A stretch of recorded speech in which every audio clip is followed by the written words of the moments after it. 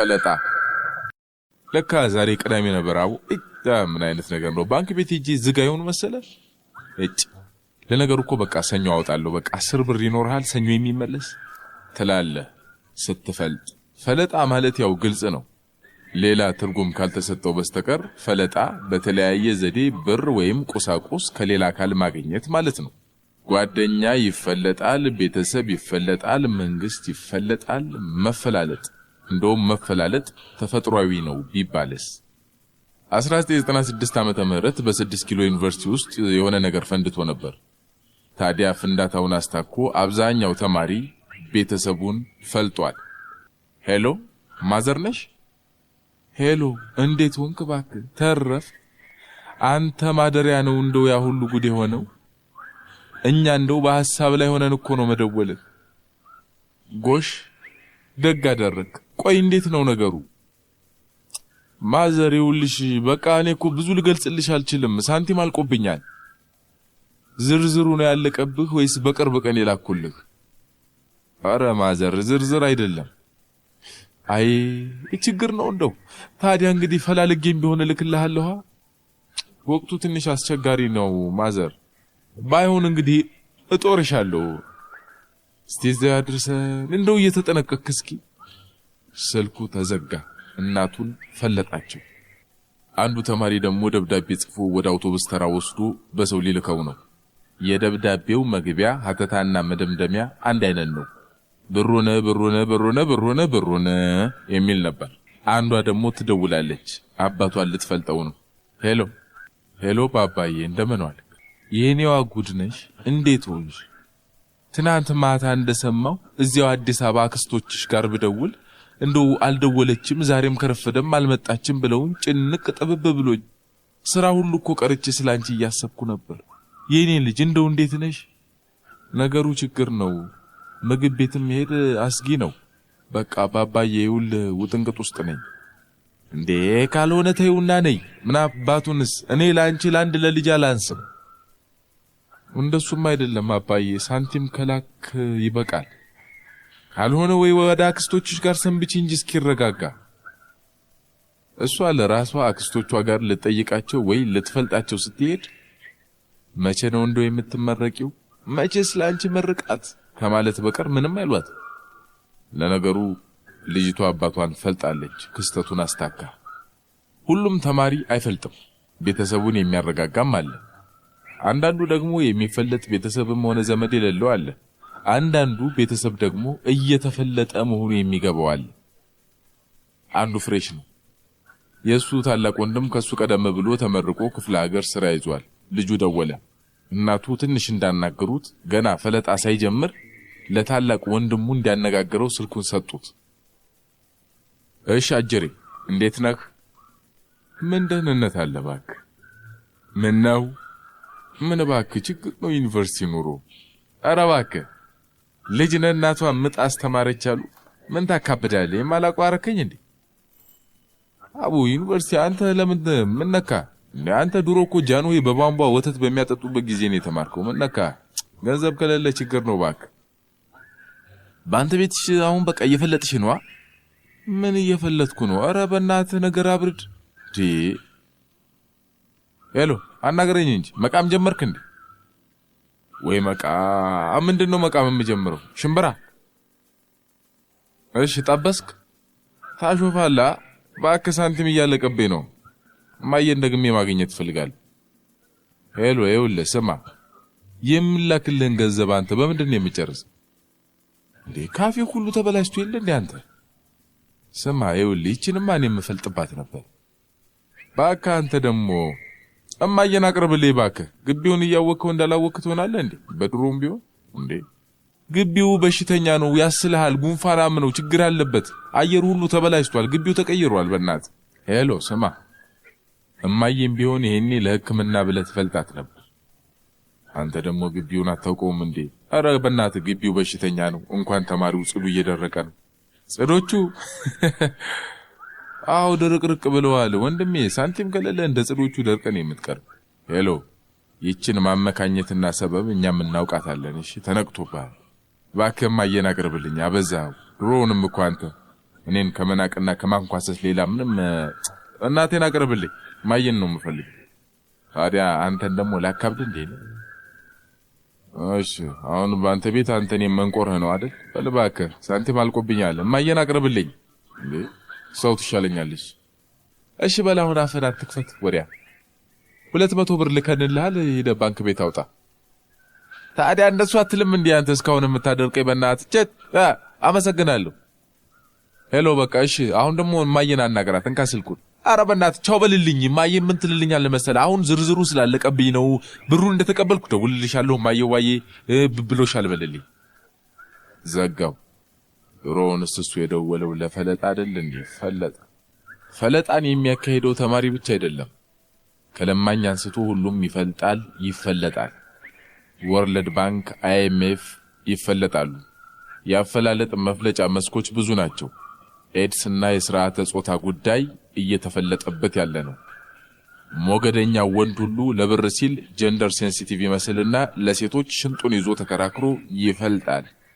አንድን ድርጅት ለመፍለጥ ቅድሚያ ፕሮፖዛል ይዘጋጃል። ከፕሮፖዛሉ መግቢያ ዓላማ፣ ማረጋገጫ ምናምን እየተባለ ቀጥሎ መጨረሻ ላይ የዋጋው ዝርዝር አለ። ይሄ የዋጋው ዝርዝር በእንግሊዝኛ ኮስት ብሬክዳውን ይባላል። ብሬክዳውን የሚለው ቃል በቀጥታ ሲተረጎም በእኛ ዘንድ ማለት ነው ፈለጣ ማለት ነው።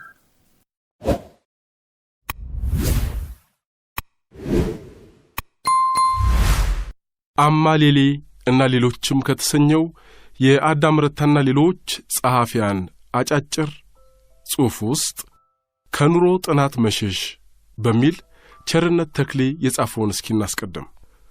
ቋንቋ እንዴት ተፈጠረ ብለው ሰሌዳው ላይ ጻፉ ዶክተሩ። ድሮ የተመለሰ ጥያቄ ላይ ከአንድ ሰዓት በላይ ልናጠፋ መሰለኝ። መሰላችት ሊጀምረኝ ነው እንግዲህ አስጠላኝ። ያ ሁሌም ከማንም ቀድሞ እጅ የሚያወጣውና እንደ ብላቴና ቲቸር ማለት ያላቆመው ውሸቱ የመሰለውን መለሰ። ሌሎችም ቀጠሉ። አሁን የዶክተሩ ጊዜ ነው። ቃል እየበለቱ ቃል እየመተሩ የብዙ ፈረንጅ ስሞች እያጣቀሱ ቀኑን በኑሮ ሩጫ በደነዘዝነው በእኛ ላይ ይወረውራሉ። በመልካም መሬት ላይ የሚወድቀው እጅግ ጥቂቱ ነው። የሚበዛው በኑሮ ሐሳብ እሾህ እየታነቀ ያለ ፍሬ ይቀራል። በመሃል መምህሩ እኔ ምልሽ የጤፍ ዋጋ መናር ነው እንዲህ የሚያረግሽ? እስኪም እርሺው ምንድነው ብለው አንዲት እንቅልፍ የሚታገላት ተማሪ ላይ ቀልድ ቢጤ ማነቃቂያ ወረወሩና ወደ ነጩ ሰሌዳ ተመለሱ። እኔን ግን ሌላ ጦርነት ውስጥ ጥለውኝ ሄዱ። ይሄ የሆነው የዛሬ 7 ዓመት ነበር። ያን ጊዜ የጤፍ ዋጋ የወርቅ እንክብል የሚሸጥበት እስኪመስል የየዕለት ወግ ሆኖ ነበር። የዛሬ 7 ዓመት ስል እንኳን በሚኒሊክ ጊዜ የምል ያህል ነው የተሰማኝ። እንዲህ እንደ ዛሬው ለምደነው ልናርፈው አንድ እናት ከዓመታት በፊት ያጫወቱኝ ነገር ትዝ አለኝ። የሰው ልጅ አሉ ሴቲቱ፣ የሰው ልጅ ከእግዚአብሔር ፍጥረታት ሁሉ መከራን በመቻል የሚስተካከለው የለም። እንዴት ማማ? እንዴት ማለት ደግ? አየ ከዕለታት አንድ ቀን ፈጣሪ መከራን ወስዶ ተራራ ላይ አኖረው። ተራራው ግን መሸከም አልቻለምና ተሸንፎ ሜዳ ሆነ። ፈጣሪ አሁንም ወሰደና ባህር ላይ አኖረው። ባህሩ ደርቆ ጠፍ መሬት ሆነ። ዛፍ ላይ ቢያስቀምጠው ዛፉ ደርቆ ጨራሮ ተሸክሞ ቀረ። በመጨረሻ ግን ሰው ላይ አምጥቶ ሲያስቀምጠው የሰው ልጅ መከራን ችሎ ቁጭ አለ። መከራም ተስማምቶት ይኖር ጀመር። ያን ጊዜ እርሳቸውን ያልጠየቅኳቸውን ጥያቄ ራሴን ጠየቅኩት። ያ ሰው ከጽንፈ ዓለም ተለይቶ ጤፍ ተመጋቢ ነበርን?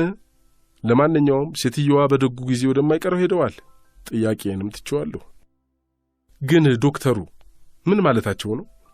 የጤፍ ዋጋ መወደድ እንቅልፍ ያስወስዳልን?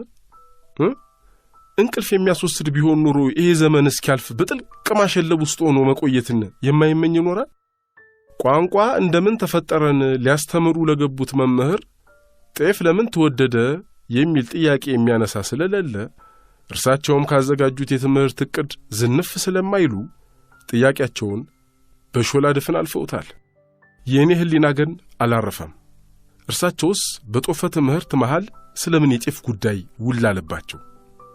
ሲያሰላስሉት ውሎ ቢያድሩ ይሆን? ደግሞስ ስንት ዘመን ሥጋ የማይለብስ ቃል በተማሪዎቻቸው ላይ ሲያዘንቡ ቋንቋን በኑሮ ውስጥ ካላጠኑት ምን ይረባል?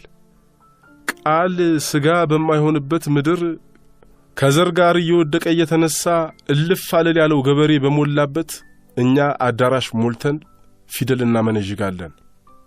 እንደ መምህሩ ሐሳብ ከሆነ የዛሬ 7 ዓመት የጤፍ ዋጋ እንቅልፍ የሚያስወስድ ከነበረ ዛሬ ያቺ ሴት ጨርሶ ከማትነቃበት ደረጃ ላይ ደርሳለች ማለት ነው። ወይስ የለመድነው መከራ ከመካከላችን ተመችቶት እየኖረ ነው? የሎጂክና የቋንቋ ክፍለ ጊዜ እየተደበላለቁብኝ ነው ወይስ እየተመጋገቡ? ነገሩ ወዲህ ቢሆንም ቅሉ የጤፍ መወደድ ቢያቃዥ እንጂ እንቅልፍ አያስወስድም። መነሻቸው ስህተት የነበረው ዶክተሩ ወደ መደብደቢያቸው ስህተት ተሻገሩ።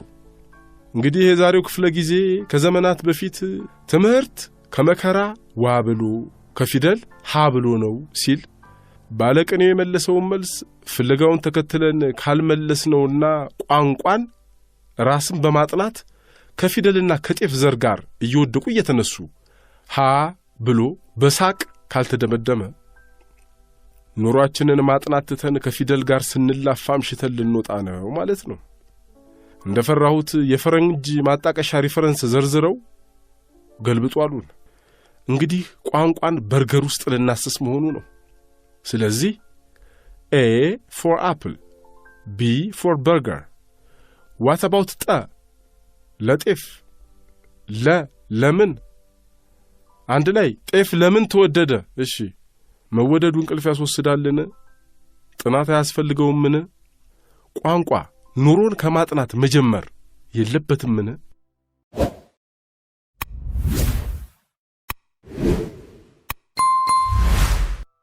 ከአማሌሌሌና ሌሎችም መጽሐፎች ጎዳናዬ የሚል እስኪ እንመርቅ።